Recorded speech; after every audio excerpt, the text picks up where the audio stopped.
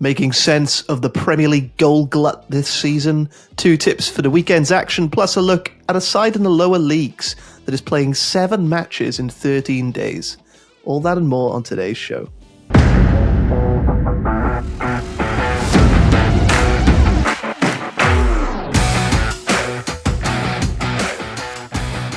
Hello and welcome to the Betting Expert Football Podcast. I'm your host, Daniel Jenkins, joined as ever by Betting Expert's Football Editor, Sam Ingram. How you doing, Sam? Hello, Dan. I'm very good. How are you? Deathly ill, but other than that... You sound a little off, yeah. I wasn't going to say anything, but... Yeah, I'm glad you did. Brought it up just as the mics are hot. Yeah, good. Things were a little bit different for us last week. We had our South American expert, Nathan Joyce, on the show, discussing everything from the Copa America in the summer to the Libertadores, which has just started. I thought it was a really interesting, insightful interview from him, so do check that out if you haven't already. Nathan spoke about people who are maybe newer to South American football and how they can get involved and start following games on the continent. He said that the Libertadores is a really good place to start, and we've taken that advice on the Expert Insight section of bettingexpert.com, Sam. Yeah, I'm one of those people as well. Like I mentioned it on last week's podcast, like I'm quite square. I stick to Championship, League One, League Two, a little bit boring in that respect. So betting on South American football is few and far between for me. So I got a lot from it. And yeah, on site, we've now got a Copa Libertadores and Copa America outright anti-post preview articles, and also a Brazilian Serie A outright piece as well. And alongside that, Nathan's also going to be delving into the best games every week and producing match previews in Brazil and also the Copa Libertadores all the way up into the Copa America this summer. And I'm not sure where else you'd get like consistent South American betting content like that. So yeah, check out. Yeah, we'll keep him busy during the summer as well for the Copa America. We didn't really have time last week to discuss your bets. I mean, it's quite a long time ago now, but you had a good week on the 2 weeks ago for the Easter weekend. Was it 3 wins and a push? It was, yeah. Honestly, I can't really remember what bets I took now. I think Sheffield Wednesday 0.0 Asian was the only one that didn't win, got a push there. And the other ones won. We had Lincoln City to win, they won 1-0, and Ipswich to win, they won 1-0.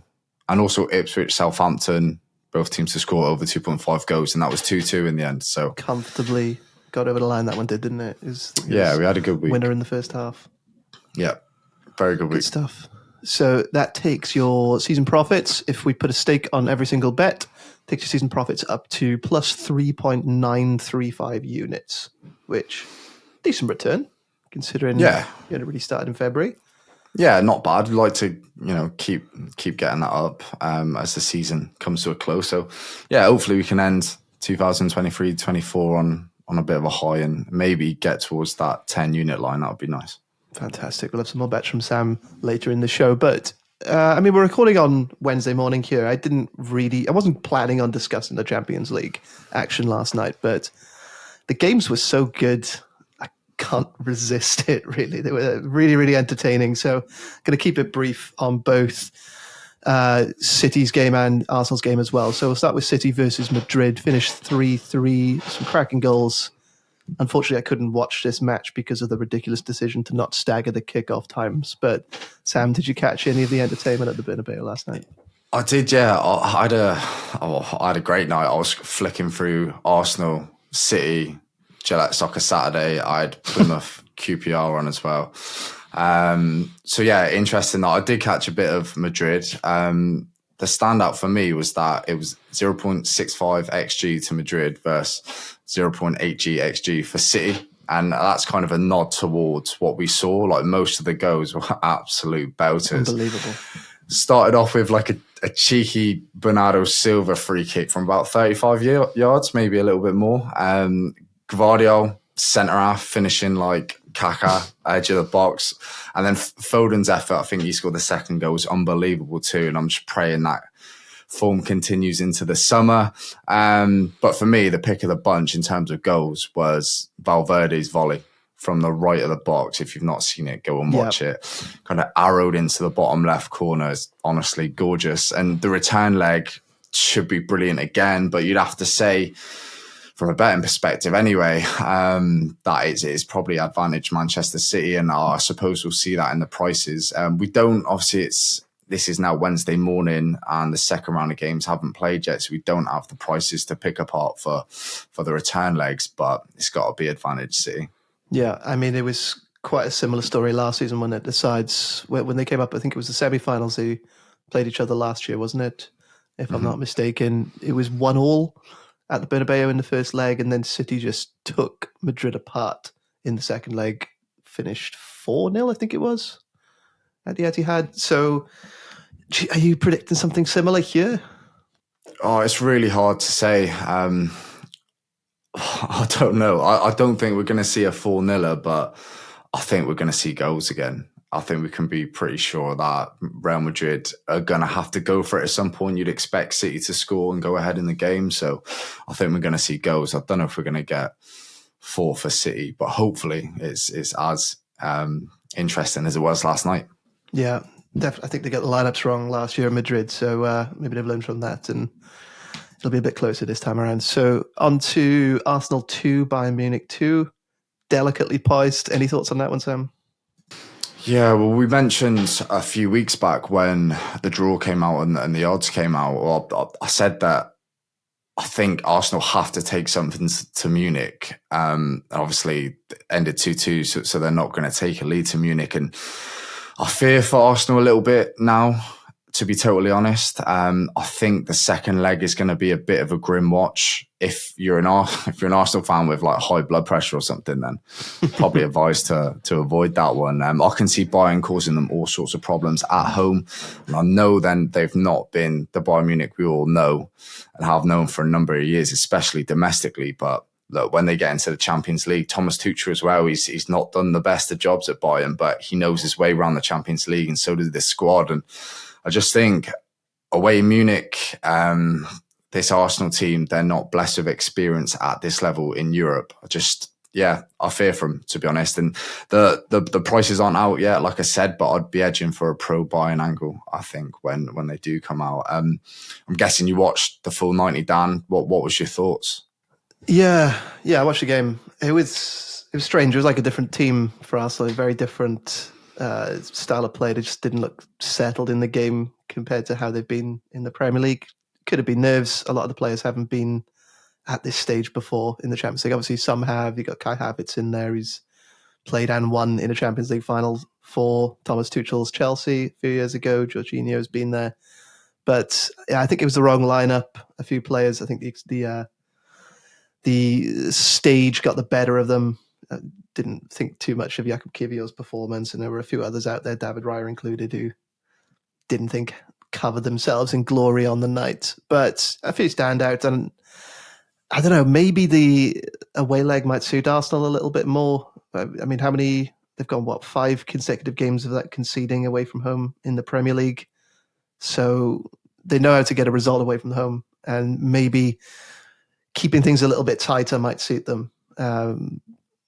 A couple of Bayern players went off with potential injuries as well. Alphonso Davies is going to be suspended as well for the second leg. So I wouldn't write Arsenal off at this point.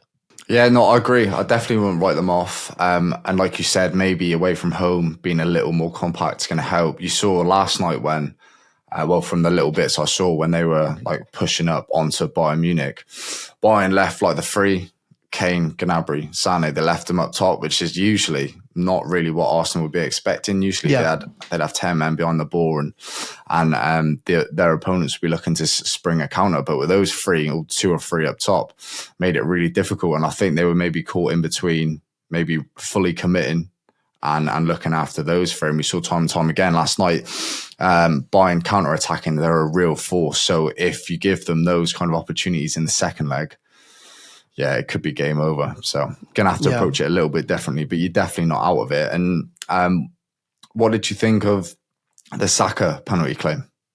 Honestly, I've flipped back and forth on this about 5 times. Like I was adamant it was a penalty when I saw it in real time. Not so was I. Probably because it was like the 95th minute and the last kick of the game, which would have made it 3-2. But yeah, I don't know. I think it's one of those where if it's given on the pitch, VAR doesn't overrule it. and if it's not given on the pitch, VAR doesn't overrule it. It's very. I thought it was a stone wall penalty. Like you said, in real time, I thought that's definitely a penalty. Definitely bringing it back. This will end 3-2. But slowed down. The thing is, like, Saka doesn't need to put his leg there. He doesn't need to put his leg forward and hit the keeper. I think if he doesn't do that and he keeps it in a natural position, I think the keeper will clip him anyway. Yeah, maybe. So I think he's just running so fast and he just can't get his momentum moving. Maybe I'm not sure. I'm sure. It looks like he flings it out a little bit. He does. Oh yeah, so he's trying to get the penalty, but. So I don't think it's a pen. But the thing is, like, the annoying thing is, like I said, like, he didn't really need to do that. So I think he could have got a pen anyway. But yeah, did you see the Gabriel penalty that Tuchel was complaining about after the game? No. Oh, unbelievable! So it was about 60th minute. I didn't even spot it during the match. Didn't pay any attention to it. I think David Raya was taking a goal kick. The ref blew his whistle, and David Raya passed it along the side of his box to Gabriel, who picked the ball up and put it back down into the corner for him to take it. Wow, okay. And there's a replay. Tuchel's losing his mind on the sidelines because the ball is technically live. Yeah. And by letter of law, should have been a penalty, but I didn't pick up on it at the time. Nobody really picked up on it at the time. And the referee apparently saw it, but said to Tuchel that he couldn't let him off. You couldn't do it because it's a Champions League quarterfinal. You can't give a penalty for something like that. Bloody hell. But high entertainment in the Champions League last night. Oh, it's unbelievable. I do want to move on to a new topic for this week, which is the main topic we're going to be discussing in the first half of the show, which is goals in the Premier League. It's something I've wanted to talk about for a while, but Sam, I was looking yesterday, I was looking at the goal line, so like the Asian goal line over under, which the bookmakers set. Basically, you can see how many goals the bookmakers are expecting in any given match, looking at which odds are closest to even money, either way for the over-under. And generally, going back 1 year, 2 year, 5 year, 10 years, you'd see 10 fixtures in the Premier League each week. 4 or 5 of them would have goal lines set at around 2.5. A couple would be 2.75. Probably be 1 or 2 that were above 3.25. But now, this week, for the fixtures on the 13th and 14th and 15th of April, you've got 10 games. One of them has a goal line of over 2.5, under 2.5, and that's Nottingham Forest versus Wolves. What do you think? What do you think? How do you approach that as a bettor? I think the days of over 2.5 goals, especially this season, probably next, they are long gone. I think there was a period this season when we had a really big start to the season in terms of goals. There was still value to be had. There was still over 2.5 lines, and you could still maybe etch out a bit of value at that goal line. But yeah, now they're absolutely long gone. And we started this podcast in the turn of the year, and I suppose it reflects in some of the Premier League goals-based bets we've done here, because we don't go for any prices under 1.8. And I think every single Premier League goal line we've taken on this show, I think, has been at least over 2.75. And that's not because that's a goal line I particularly like. That's because it's the smallest goal line available in a match where I expect there to be 3 or more goals. So I suppose that just shows in itself kind of the way things are going. In terms of maybe finding value in Premier League goal lines, I think we're now being pushed, unless you're happy to take over 3.5, over 4, which I'm not. My personal preference is to just stay clear of that. I don't want to be relying on, getting 5 goals to get profit. I think we're being maybe pushed into a different market. So, for example, what I've been taking a lot personally is both teams to score an over 2.5 goals market. So you can get that a lot of the time around evens for 3 or more goals in a game. And if you're looking to get goals on side, maybe that's a way to go. Yeah, and that's something that we're seeing a lot more of this season. So last season, 52.6% of matches in the Premier League had over 2.5 goals in it. 52.6%. That is up to 64.9 this year already. Same in BTTS, 51.6% last season, so just a little over half. And this campaign, that's gone up to 62.9%. So almost 2/3 of matches are having both teams scoring or over 2.5 or some combination of the two. 7 teams had an average of 3.0 goals per game in their Premier League matches last season. 7 teams. Do you know how many it is this year, Sam? A lot more. 17. Wow, okay. So all but 3 teams are averaging 3.0 total match goals in their Premier League games this season. It's Crazy. So what's going on? I think one of the biggest increases that we've seen looking at the data is that we're seeing more teams going a goal behind and fighting back, especially visiting teams. So last year, the entirety of last season, 79 equalizing goals were scored by away teams. This season, that's already up to 104, and we've got seven match days left. Yeah, 7 match days left, and it's already at 104. So that figure's going to go up. Teams don't know where they're going, don't know when they're down, fighting back more. We're seeing way more comebacks. Both teams scoring in far more of the matches, which is pushing those lines up. Sam, any ideas why? Well, in terms of this season specifically, it has to be added time. But like that's such a big thing. But I've not really got any data to back up my theory. This is kind of on the top of my head, but I suppose, like many people, I'm pretty convinced that over the last decade or two, Premier League defences have got worse, or maybe the focused on defending in the Premier League has waned slightly.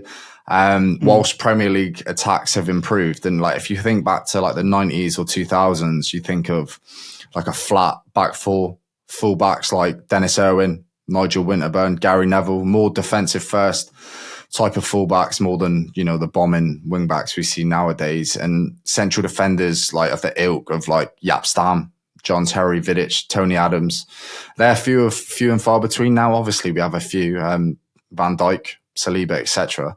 But it's rare you'll see a centre-back partnership on the level of Vidic, Ferdinand, Terry, Carvalho, Adams and Keown. Like, for example, that just, I can't think of many now. It has to be Arsenal, probably, Saliba and Gabriel. Maybe that's the best centre-back pairing we've got. Not really, you know, that's not really the heights of what we were looking at in the 90s and 2000s. So, yeah, I just think with maybe looking at overarching reasons why like goal averages are increasing, maybe season on season or decade on decade, I think it's because the overseas influence, tactical evolution of our game, with the exception of maybe someone like Jose Mourinho. Like, I think the influx of new ideas, new people, I think it was always going to lend itself to a higher scoring sport at the top level in England, where beforehand there was more of a focus on solid defensive units, moving in tandem as a four. I think that's very much changed. And then when you add stuff like added time into the mix, then yeah, we've obviously seen a big jump this season. Yeah, I'll move on to added time in a little bit because I've done some research into that. But I agree with you. I agree with your point about defensive pairings, and I put goalkeepers into that category as well. Maybe not the primary attribute for a goalkeeper in the Premier League anymore is their ability to save shots. It's very true. Yeah, you look at Edison, who, I mean, he's coming out of the team every now and then. Now he's been injured. David Raya, the same. They aren't great shot stoppers, are they? Really, they're more there for their control of the ball and the desire for control and dominance in matches, especially on the ball, kind of trumps defensive attributes for goalkeepers and for centre backs as well. I agree. You don't see many pure defenders anymore, especially at the top clubs. Mm-hmm. Yeah, definitely. And if you'd have said that to like a football purist back in the 90s, that you'd rather your keeper was good with his feet than his hands, they'd be like, you know, very confused. So yeah, no, you're absolutely right. Okay, so my expectation was that it was largely down to the added time, the extra time that we're seeing, because start of the season there was that Premier League directive. We need more time with the ball in play. We need more added time, and we saw, especially at the start of the season, 8, 9, 10 minutes being added routinely to matches where we hadn't seen anything like that in the Premier League before.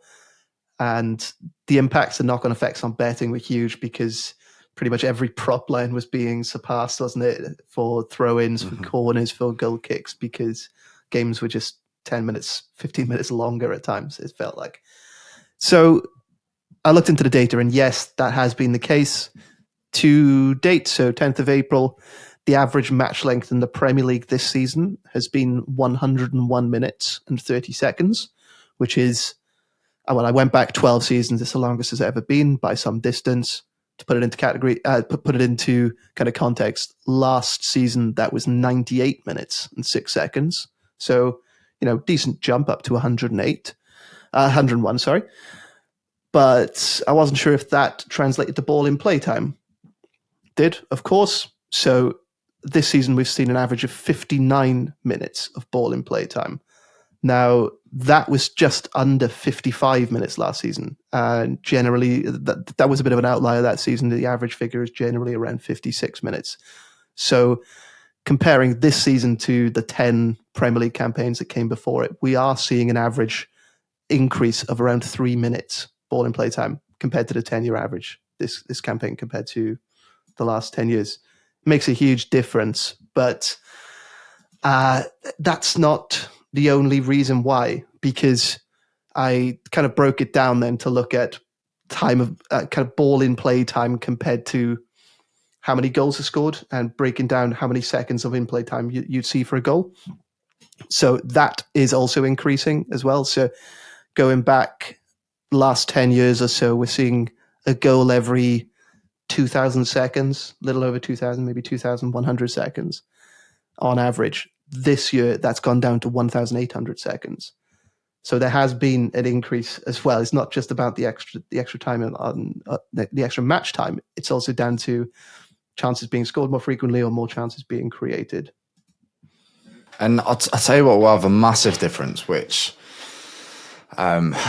we've not really mentioned, is VAR too. Like the introduction of that, the introduction of so many penalties, handballs in the box, like little niggly fouls inside the box and stuff. Like it's all going to add up, especially when you add it to a sport that didn't have anything of the sort beforehand. So yeah, when you've got VAR, added time thrown in the mix, as well as plenty of teams that can really pack a punch all the way from top of the league all the way down to like 16th, 17th. You could see Forest, for example, go into Chelsea, probably a bad example, not too good at they.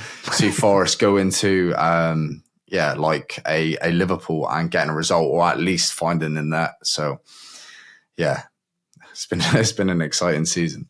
It certainly has. Before we get on to Sam's bets this week, let's head down to the National Leagues. And Sam, we discussed Torquay in detail a few weeks ago, but you've spotted something interesting for one of their rivals, which could be worth looking into. Yeah, so we're recording on the 10th of April here, and Truro City have played 4 matches in April already. So 4 games in 10 days.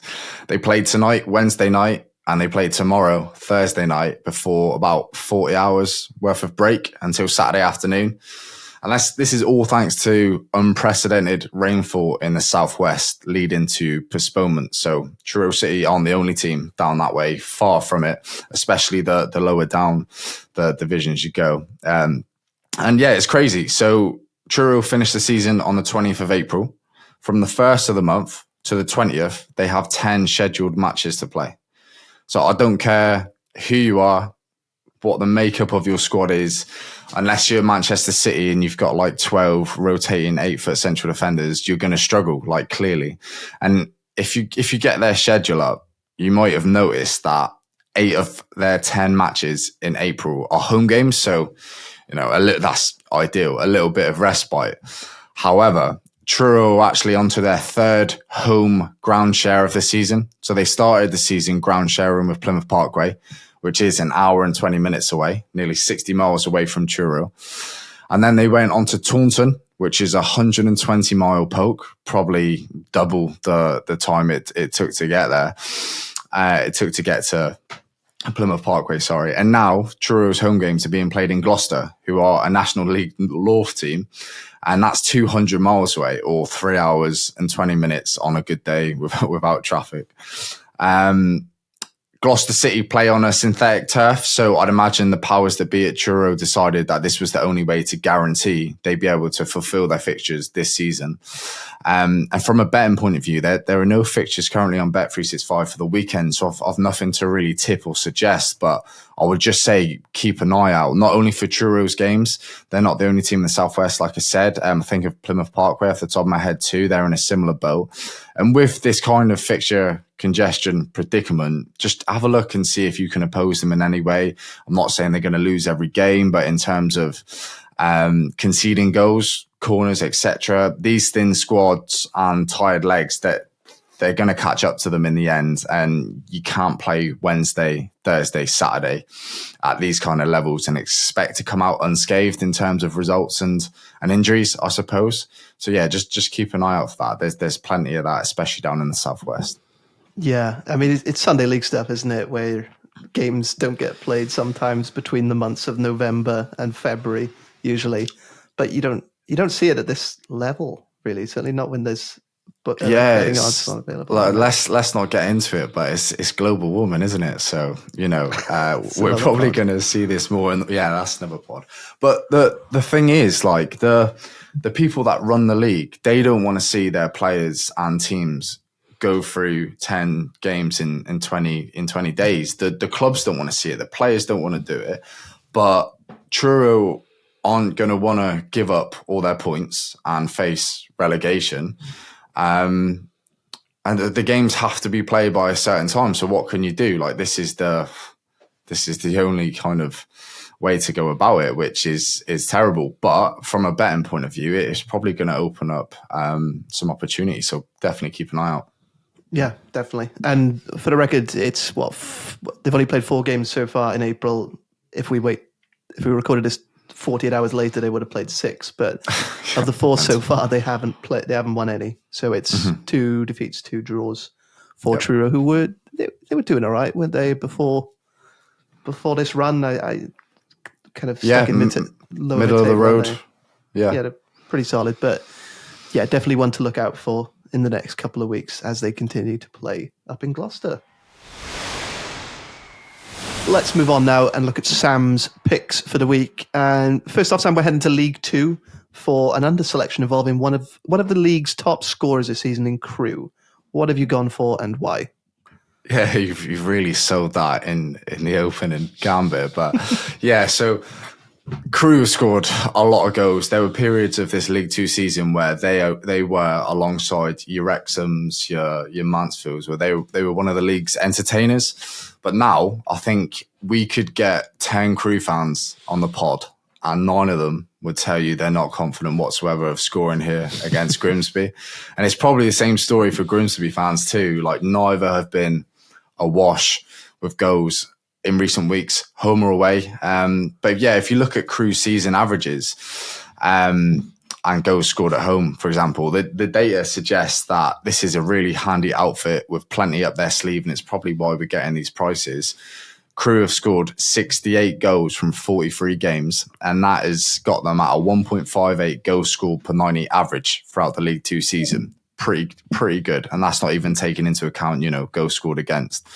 But yeah, in recent weeks, that has come to a bit of a grinding halt. Injuries haven't helped in the slightest. Key players missing have stunted their output in the final third, and wobbling in terms of results at this stage of the season. It's really rocked confidence levels on the pitch and in the stands too. And all of this put together has whipped up a bit of a concoction that's not so easy on the eye, and in turn has produced a lack of goals. Now, when you've gone through 35 games or so scoring freely, and then when you get to the business age and you start to watch this on the pitch, it definitely starts to have an effect mentally too.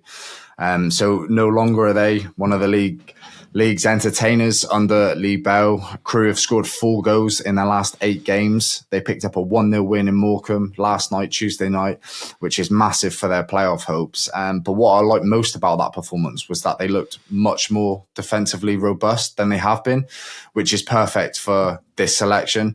So I had this kind of prepared before Tuesday's matches, and usually what happens is I'll have like an unders pick, and then both teams will play out like a 4-3 spectacle. But both of them ended 1-0, which I thought they might do. So yeah, this bet definitely still stands. And if Crew bring that kind of solidity into the Grimsby at home fixture on the weekend, I think there's every chance we see a low scoring affair. Grimsby themselves have witnessed over 2.5 goals in just 2 out of 10 of their recent matches. 2 3-1 back-to-back losses in March against Barrow and Wrexham, which is no disgrace because they're both right up there. They were the only over 2.5 outings that scuppered their recent under trends. So if you're looking at the table, if you're looking at this game's importance, Grimsby are 5 points and 2 places off Colchester in the final relegation spot, with Sutton, the team in between. Colchester have a game in hand on Grimsby too, so Grimsby are desperate for points. I think they'll be okay in the end, but they need points, so they're going to turn up to Crew. They're going to be hard to beat first and foremost, and this Crew side who are struggling to get over the line in terms of clinching playoffs, they're like crawling over the line. I think it'll be a case of not losing first and foremost. I think they're going to get playoffs, but I don't think either team are going to turn out and just be like, turn up, sorry, and put in a performance which sees like an end-to-end spectacle. I just can't see it. So I think this is a game that will go under 2.5 goals. And I did have this priced at evens, but I think that's gone overnight. But I think on the Asian line, we're getting 1.98. So that is something that I would take. Let's have a look. I was getting 1.95, but I do want to talk about the sort of average match goals for the two teams. So Crew's games in League Two this season have averaged 2.93. Grimsby's have averaged 2.90. And you mentioned the recent trends in the last 8 games. So in the last 8 matches, Crew's average total match goals figures have gone down to 1.63, from 2.93 to down to 1.63. And Grimsby's have dropped 2.13. So both well below the 2.5 line. But are you worried that will sort of even out here and it's just a blip in the season and we'll see a return to the overall kind of trend for the rest of the campaign? Yeah, look, Dan, I'm always worried, especially when taking an unders play. But I just think, I think these prices, we're getting near evens for unders. I just think that kind of pricing structure is going off the season as a whole. It's not looking at where both teams are right now. It's not looking at their previous 10 games, for example. It's just looking at the fact that Crew are at home, score a lot of goals, concede goals too. And that's just not the case. Like I said, both are really crawling over the line in terms of their own individual objectives. And I just see that continuing here. So I think maybe the price should be a little lower. I would have expected this line to be under 2.25 goals.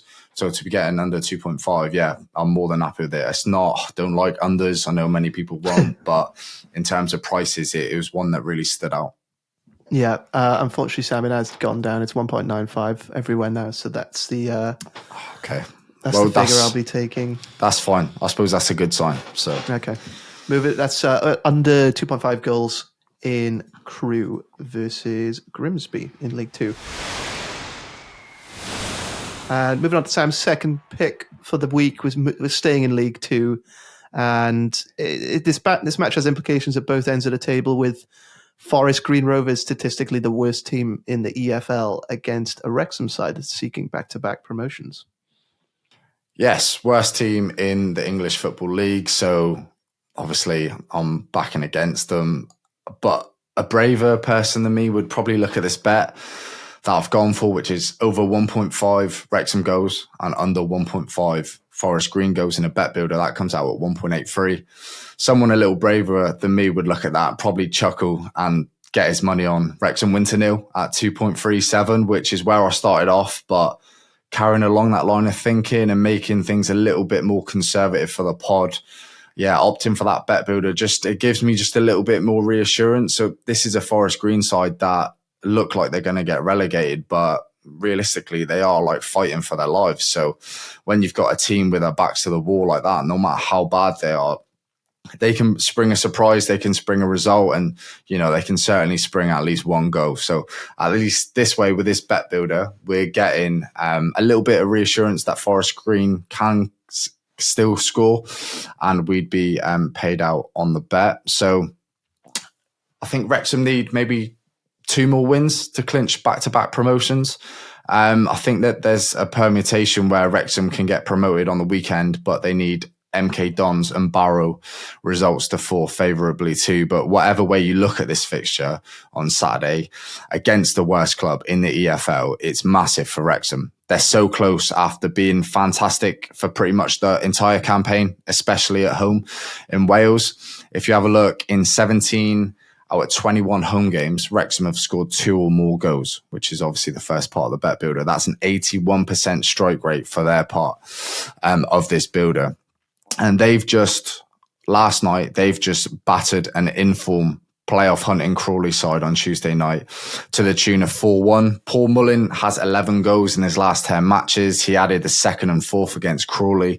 He's 2.05 on Bet365 to find the net anytime against Forest Green, which is probably going to happen as well. Yeah.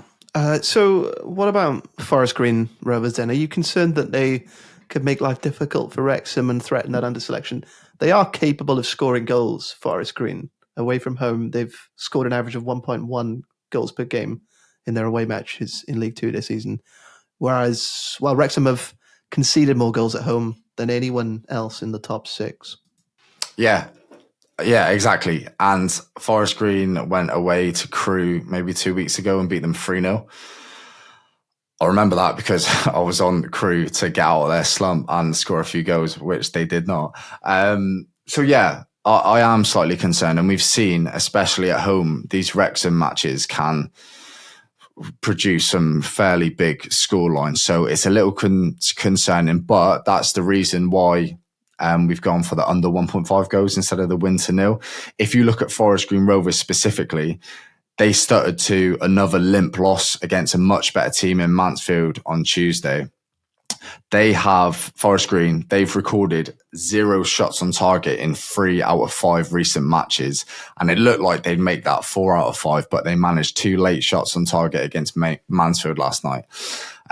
They also won 3-0 against Crewe, like I said, and that's the one real outlier. And if they do a job on Wrexham like they did at Crewe, then I think I'm just going to give up. But they are fighting for their lives in League Two. It's a very different story to Wrexham's trajectory. And because of that, I wouldn't be overly surprised if they managed to get a go.